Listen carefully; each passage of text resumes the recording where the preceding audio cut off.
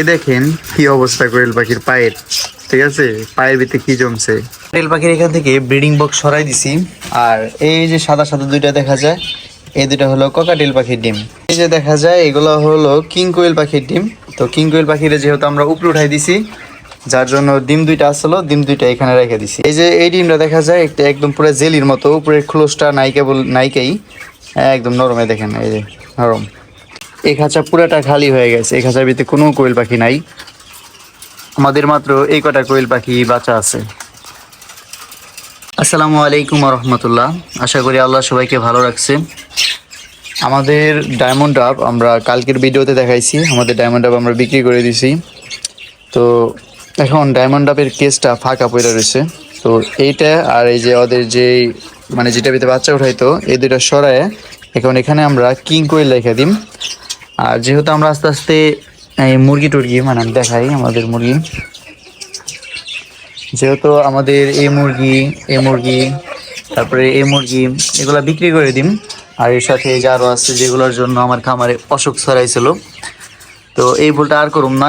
এই যে বারবার বিভিন্ন পদের বিভিন্ন মানে প্রতি হাটে দেখা যায় কিছু কিনে নিয়ে আসি আবার বিক্রি করি, কিছু কিনে নিয়ে আসি, এরকম করলে অসুখ ছড়াইব স্বাভাবিক। আমার অনেকে কইছে, যাকে এটা আমার ভুল।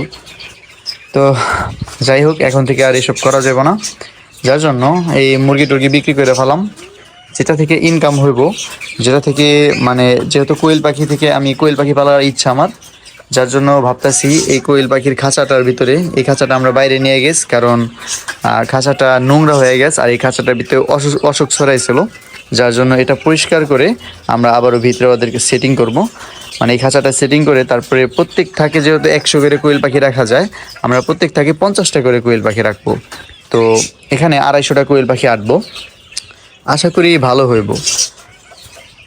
তো এখন আমরা এগুলা এই পরের হাটে বিক্রি করে দিব, যতটুকু পারি যতটুকু সম্ভব হয়। এই যে আমাদের খরগোশ হয়তো বা দুইটা রাখুম, দুইটা রেখে সব বিক্রি করে দিম।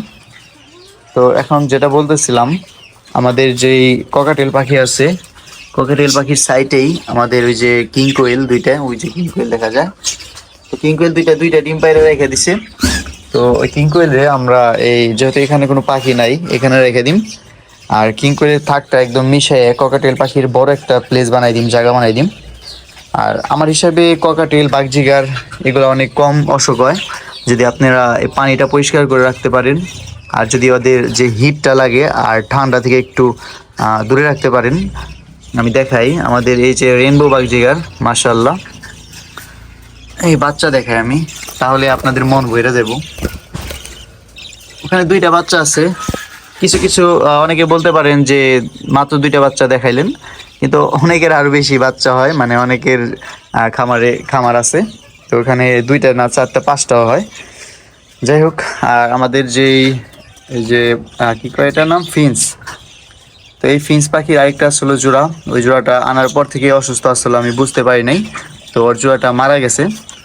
তো ওর জন্য দেখি ওর মতো কালারের একটা না পাইলে সাদা একটা এনে দিম, দেখি জোড়া নেয় কিনা। আর এগুলো বিক্রি করে আমরা বাগজিগার এখানে কিছু খাঁচা রেখে একদম সেপারেট করে এখানে বাগজিগার পালুম। আর ওই খাঁচাটা বিক্রি করে দিম, যে আমার এক বন্ধু নিতে চাইছে। আরেকটা জিনিস দেখাই, আর যদিও আমরা কবুতর পালি, কবুতর পাললে আমরা এইভাবে পালুম না, আমরা জাস্ট সাদা কালা এবং লাল সাদা কবুতর পালুম। এই কবুতরগুলো আমার কাছে আসলে ভালো লাগে। এই যে দেখেন মাশাআল্লাহ ওদের বাচ্চা, আশা করি ওদের থেকে ওদের বাচ্চা সুন্দর হইব বেশি, ফাটা হইব কম। যাই হোক, আমরা 2-4 জোড়া যাই পালিশ এই সাদা কালা আর লাল সাদা কবুতর পালার চেষ্টা করুম, আর যথেষ্ট পরিমাণে মানে কেয়ার করার চেষ্টা করুম এখন থেকে। আর রেগুলার হাটে নেওয়া আনা এই জিনিসটা করা যাবে না। আর হাট থেকে আসলে পরে একদম জীবাণুনাশক দিয়ে স্প্রে, কিন্তু জীবাণুনাশক আমি রেডি করে রাখছি, হ্যাঁ দেখেন, ঠিক আছে। তো এখানে কেউ ঢুকতে দেওয়া যাবে না, তালা সিস্টেম করতে হইব, আর জীবাণুনাশক দিয়ে স্প্রে করে ঢুকতে হইব।